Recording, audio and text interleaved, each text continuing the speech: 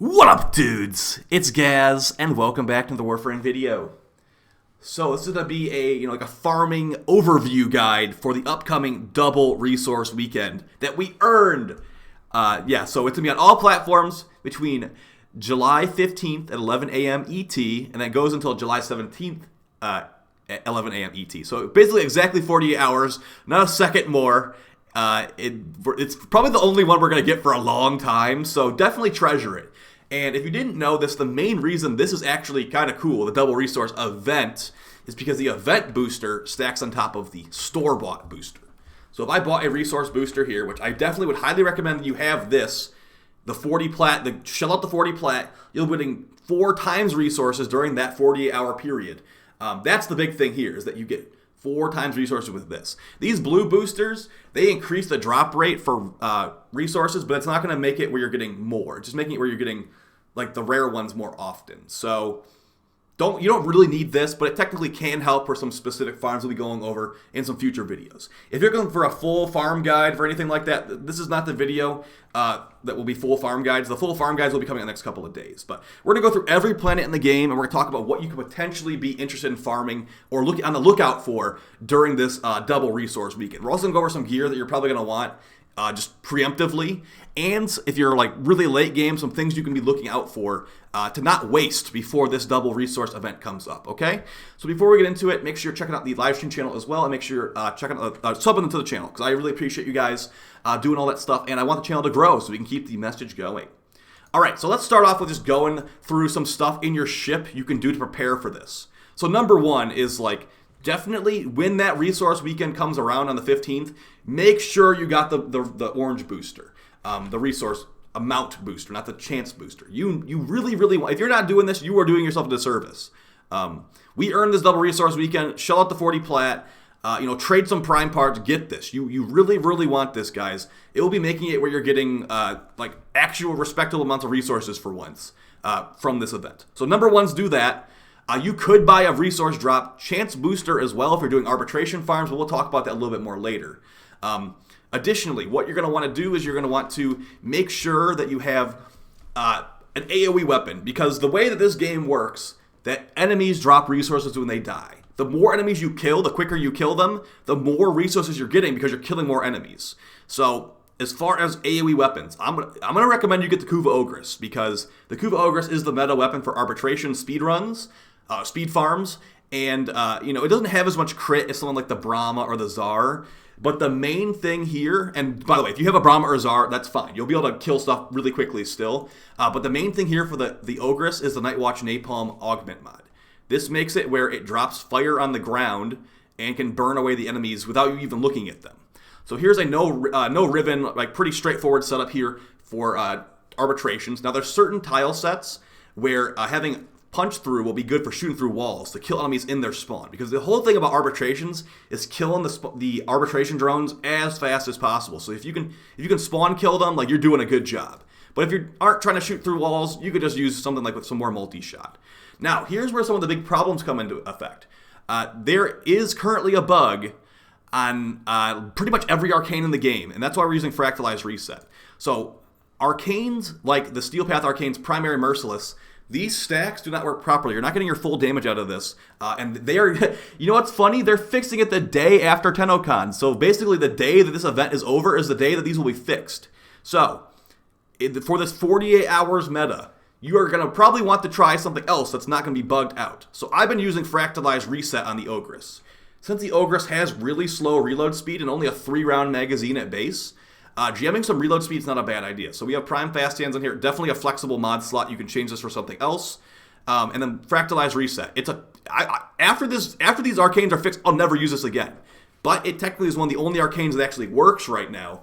So what this one does is when you cast an ability, 240% increased reload speed for 5 seconds.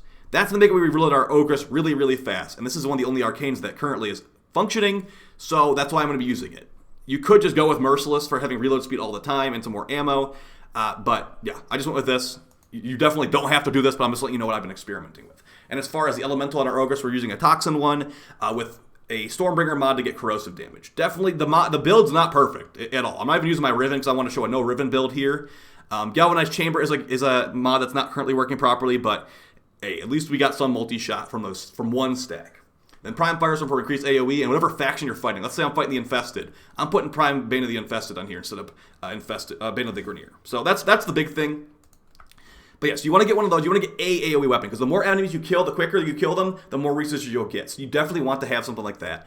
Additionally, Korra Prime's probably coming out on Saturday, but Korra has been a really good farming frame for a long time. So if you're not doing arbitrations, definitely make sure you have some good farming frame. Korra with a Strangledome Pilfering loot augment is really good, giving you increased loot drops.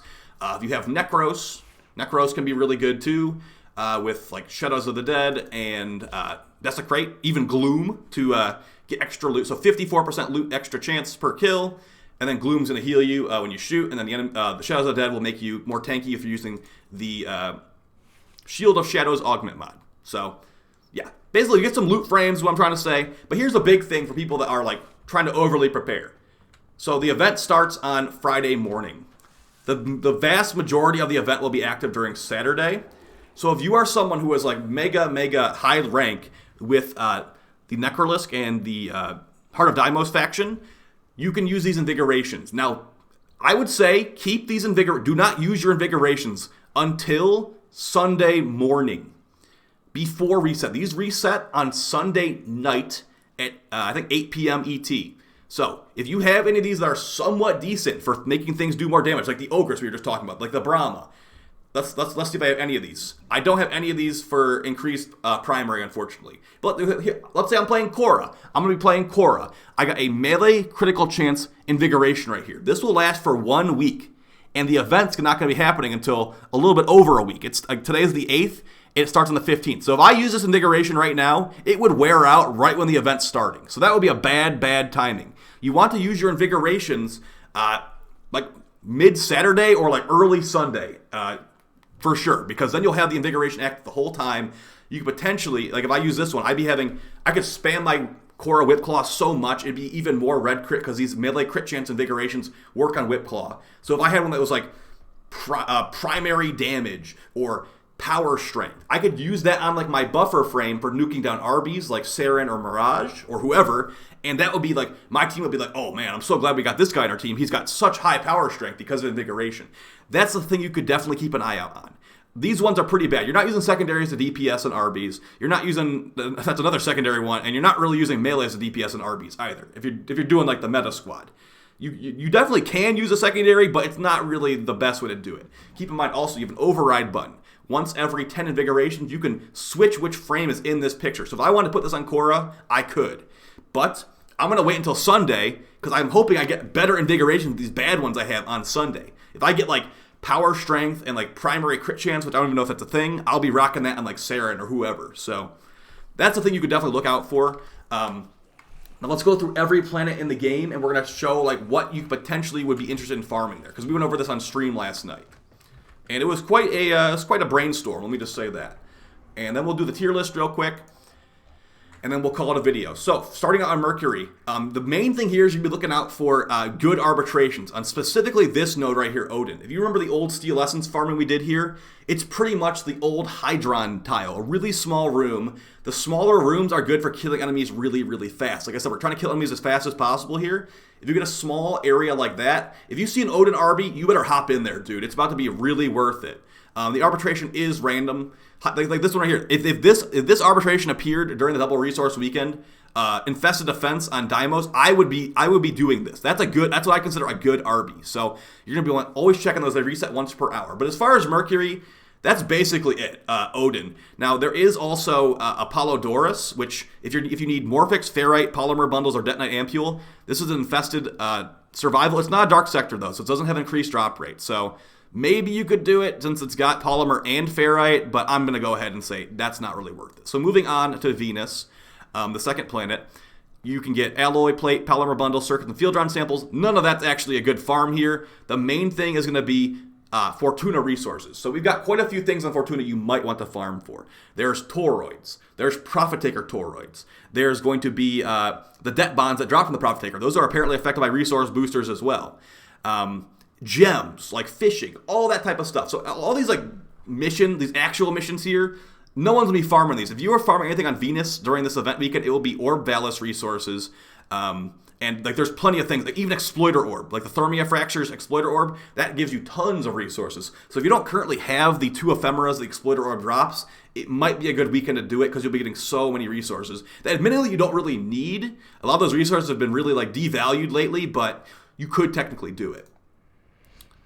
All right, moving on to Earth. This is one that is also not really going to, like the normal missions are not going to be farmed very much here. The main things are going to be Plains of Eidolon. If you need Plains of Eidolon fish, so for example, the Glapid fish gives you 2,000 rep for the plains per large fish kill. And resource boosters work on fish. So during this double resource weekend, it will be 4 fish per catch. So if you catch a large Glapid, that's 8,000 rep from 1 spear toss. You don't even need that much rep for like anything. But if you want to always have your rep turn-ins capped out every single day, maybe spend like 30, 40 minutes catching some Glapids on the Plains of Eidolon during night. They're during night in the ocean, so you might want to rock that. As far as Lua, here's another thing too, excavation fissures. If you want to farm Cryotic, which, this would be a great time to farm Cryotic, look out for these excavation fissures because you can both open a relic, which will give you increased void traces because those are resources too, and you're getting Cryotic. So open relic, get your traces, get Cryotic, build the Cybeer or whatever Cryotic's used for. That could be a good multi-farm. Multi-farms will be very smart if these do pop up. But remember that fissures are RNG, so you don't really have much control over it. But the rest of this stuff, I don't really think there's any missions that would specifically be farmed here. Lua is also the same situation. There's really not anything special here.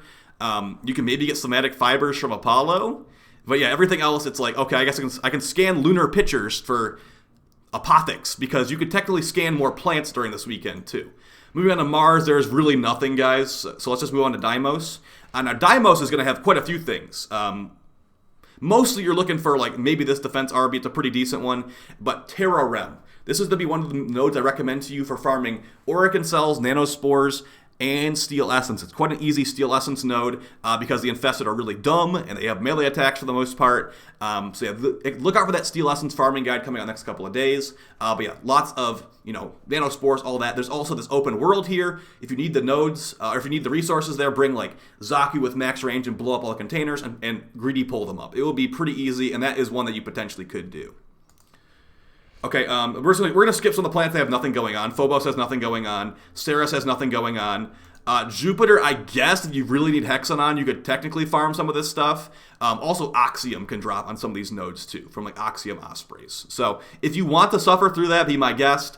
But I'm just going to... We only got 48 hours. I ain't wasting my time on Oxium. So, Europa, also a waste of a planet for this. Saturn maybe could be useful because you got Nanospores, Plastids, and Aurican Cells. So you could maybe farm Titan or like wherever the Dark Sector. So yeah, do Dark Sector because it's increased resource drop chance, which does stack with a blue booster. So nothing really on Saturn from I remember. Uranus, there's Ophelia. It's a pretty good. It's still a cheese spot. There's still cheese spots there. We might make a video on that. You can get Polymer there. It's a pretty easy Steel Essence area because the enemies are just really dumb. But for the most part, really not much going on Ophelia anymore. Or not much going on Uranus. Neptune's a similar situation. Credit booster, or it's not a credit booster, it's a resource booster, so it shouldn't work on the index, so kind of just a waste of a planet. Pluto's the same situation, nothing really going on here. Now, Eris, if you are farming nanospores for like energy pads or whatever, Eris is a really good one because if you look at this node right here, Zabala, we were just talking about the Dark Sector resource booster is effective here, giving you more nanospores. So if you want nanospores, go here. I believe buying a resource booster, the blue resource booster will actually make it where the chance for rare resources is higher, and nanospores are considered a common resource, so it might actually make it where you get less nanospores, so buyer beware. But yeah, you could definitely go to Zabala if you have this unlocked. And it doesn't have to be on the steel path. You can do this on the normal path, no problem. And then the last couple of planets, we got Sedna. Nothing really going on here. Endo is not affected by resource booster, so just skip it. And Zeramon's like one of the worst places to farm during this event because look at these terrible resources. Entradi, Laythorns, Void Gel Orbs, Ferrite, and Alloy Plate. You can get Ferrite and Alloy Plate on like nearly every planet in the game. So, and also Pinions are not affected by a booster. So just don't waste any time on Zeramon during this event. And then the final spot, we got the Void. If you need Argon Crystals, I guess. But yeah, you're going to be getting lots of control modules, which you don't really need control modules in excess. And then we already talked about the Kuba Fortress. Tevuni right here. This is going to be one of your best Steel Essence farming spots, so keep an eye out on that video coming out in the next couple of days. Okay, so we're going to go over the main things I thought of about as far as farming with a tier list, okay? And that's going to round out the video. Just like a tier list of like what could potentially be the best use of your time in this brief 48-hour period we have.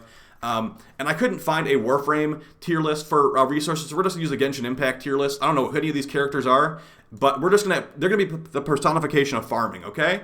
So we're going to start with S tier. So as far as S tier, we have good arbitration missions. So that Hive RB I was just showing you, that should be your number one priority if you know what you're doing once you watch the video. Blow enemies up as fast as possible. But here's the thing though, if you don't like Kuva, if you don't care about Kuva, and then there's another S tier.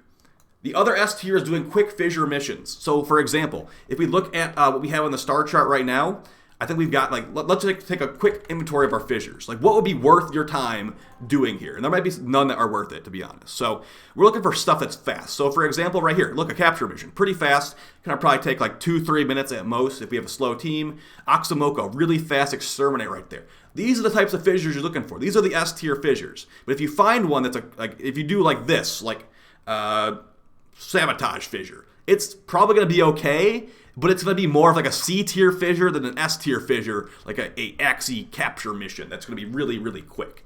So that's what you're looking for because these traces are doubled up and Korra Primes come out the same day. That's why it's going in S tier, guys, because you will be if you want to get Korra Prime like the same time everyone else is, or like sell it really quickly, you're going to want those S tier fissures to get those traces really fast. So that's going to be S tier. Only two farming types in S tier, but remember that if you need nanospores real bad, then maybe you could put your method in S tier, doing like Zabala on Eris. So moving on to A tier, I'm gonna do Steel Essence of Dirty, and we're gonna put Steel Essence in A tier because it's still farmable, but it's really, really slow compared to before. The main thing that Steel Essence has is it's very easy to farm. It's soloable, quite simple, and also you can trade in that Steel Essence for other things like relics or what else I got? Like Arcade Unlockers. There's Arcade Unlockers as well. So yeah, it's more of like I don't really want to focus right now. I just want to get easy resources. That's what Steel Essence will be. And I'm going to recommend that you do it on the Kuva Fortress Tevuni for the most part. Another A tier is what I was just talking about, where it's like, okay, I really need nanospores. I don't need Kuva. I don't really care about Kuva. I need Orokin cells. Go to the node that really drops Orokin cells freely. Now, you could farm Steel Essence at the same time, but not everyone wants to do that. It's not going to always be the best idea to do that. So that's going to be another A tier right there. Moving on to B tier. And this one could definitely be an A tier as well, but it's actually be the Profit Taker. Now, the reason I'm going to go ahead and put Profit Taker in the B tier and not the A tier is because a lot of people that have been farming this game have so many toroids already. And if what I've been told is correct, and the Profit Taker's debt bonds it drops also count for resource booster, like you are gonna have so much Fortuna rep that you're never gonna run out, like ever. And a lot of those guys that have already farmed it are never gonna run out in the first place. And those credits shouldn't be affected by a booster. Maybe they will. Maybe they will be. So I don't know. It will be a really good farm, but do you really want to be farming the Profit Taker more? It gets boring to me, so I'm going to put that one low. Well, not low, but somewhat low. And then also the other spider, the Exploiter Orb, the big blue spider that you need to farm. So this one's a little bit more involved. You need to get, what's it called, Devolve Thermia or something like that. Thermia Fractures, it's this event. So you get this resource. You get this resource right here. And then once you get enough of it, you go to deck 12, which is a hidden little cave on Fortuna, and you activate the second blue spider. It drops a ton of resources. It drops its own blue toroid. So like I said, if you need that ephemera, it might even be an A tier. But for people that have been playing this game for a long time, it's like B or lower. It might even be like below B. But it's a decent like multi-farm. And then as far as another B tier, we've got Apothic Farming. So what Apothic Farming is, it's the Silver Grove quest. If you ever did the Silver Grove quest to get Titania, it's going to be where it's like, okay, scan this plant, scan that plant, scan all these plants. That's affected by Resource Booster as well. And if you get those Apothics, you can do the event associated with them and get mods that cost a good amount of platinum, like Growing Power. Brief Respite's probably like 10 plat. So you could technically do that. And this is a nice little multi-farm. It could go higher where it's like, okay, I'm running a quick fissure. Like I'm running a quick fissure of that capture. Your Oxalis is scanning the plants. You're getting more bang for your buck because you're getting both plants and traces and the relic open too. So this one is probably more of an A tier. But if you're specifically doing it, it might be even below B tier. So we're just not going to dwell on it for too long. But make sure if you're doing apothic farming, you're not just doing apothic farming, you're doing a multi-farm. Now we're going on to C tier. Now this is going to be more specialized to you. Like as far as like slower fissures, like excavation and survival, like we talked about earlier, like you'll be getting lots of kills. But like, who really needs cryotic? I mean, like, yeah, you'll build the Sibir. That's like what 20,000 cryotic. What are you using the cryotic for after that? You know, like, I feel like cryotic is definitely not as big of a deal as people try to make it out to be. Maybe it's just because I have 71k. But yeah, if you want cryotic, this is the weekend for you. And I would definitely recommend not doing a steel path excavation. Do a fissure excavation if it appears. Because that's going to be the most bang for your buck. Now, the problem with excavation fissures is I feel like you open the relics, or you do the excavators too fast sometimes and don't open the relic in time, so make sure your squad is somewhat organized for doing that. Moving on to the next one, we got fishing, thumpers, and toroid, and normal toroid farming. I'm going to go ahead and put all that stuff in D tier. If you have gotten this far in Warframe and you haven't done your fishing and stuff, like sure, 8,000 rep per glapid fish is fine. But like, dude, is that really what you want to be doing during this week? I'm sure we'll be doing things we don't want to do either way. But like, man, that is like, the amount of things you can buy with rep, with Fortuna stand, or plain standing is kind of limited. It's like arcanes and then like Zaw parts and then like some cosmetics. So yeah, and as far as like thumpers, you could do thumpers, I guess, if you really need to build stuff still from the plains. It's mostly going to come down to, like, what do you need? Like, are you not maxed out on Deimos rep yet? Are you not maxed on Fortuna rep yet? Because there's farms for basically all that stuff that will be affected by this booster. So it's going to really be up to you, like, prioritizing what you want to farm for. And that's basically it. So, like, just to go over this really quick.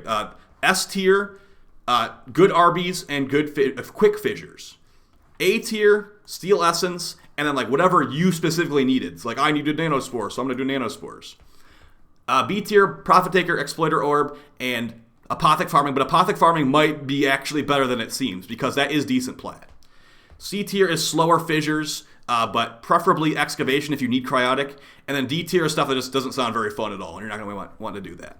And then honestly, like the fissure aspect of this might be even above S tier because we're getting Korra Prime on that same day. Like 99% chance that we're getting Korra Prime on the day of this booster. So it might be above S tier as far as plat per hour. So hope you guys found this video helpful. It's just kind of like a farming tips thing and just like a little fun little tier list at the end to help you prioritize your time usage during this 48-hour period. So I'll see you guys later tonight on Twitch. There will be like Vitus Guide, Steel Path guide, all that stuff coming in the next couple of days. So keep an eye on that. We're also going to have a toroid farming guide too, because we found some fun stuff with toroids. So I'll see you guys next time. Appreciate all the support, and take it easy. Peace.